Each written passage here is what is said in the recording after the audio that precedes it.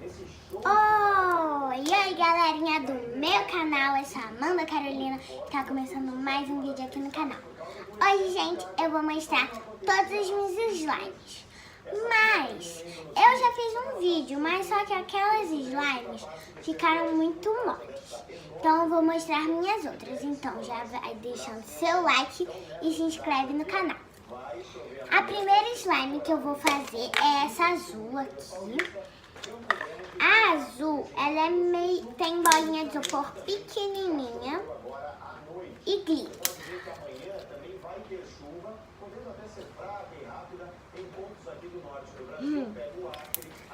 E ela estica muito.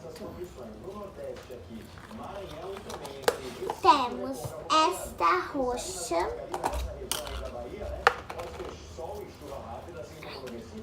Ela é meio grudenta. É meio que um roxo choque. Tem algumas bolinhas de isopor. E não tem glitter. É muito gostosa. Tem essa daqui que é um azul bebê. Ela tem um cheiro muito bom. Cara, é muito bom. E não tem glitter, não tem bolinha de isopor. Ela é ótima. Deixa eu ver se aqui. Eu tenho uma slime que quica, gente.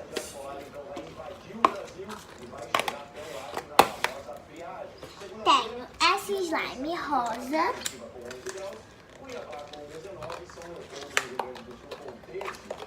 Peraí, esse daqui é de Fruit.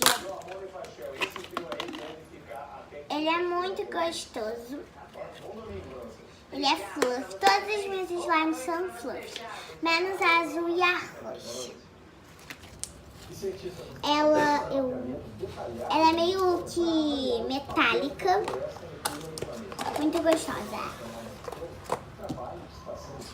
E tenho essa branca. Ela não é branca, é porque ela é roxa. Era roxa. Vou contar a história. Tava na casa da minha amiga, aí eu fui fazer slime. Eu não vou tirar ela do pote que ela tá muito grudada. Aí, quando eu fui fazer slime, eu coloquei o corante roxo. Mas aí, quando eu fui mexer, eu coloquei muita espuma e muita cola. Aí aconteceu que virou branco, mas aí eu gostei de branco. Mas tá meio grudado. Mas estica. Então, foi isso, gente. Espero que vocês tenham gostado. Se gostaram, deixe seu like e se inscreve no canal. Tchau!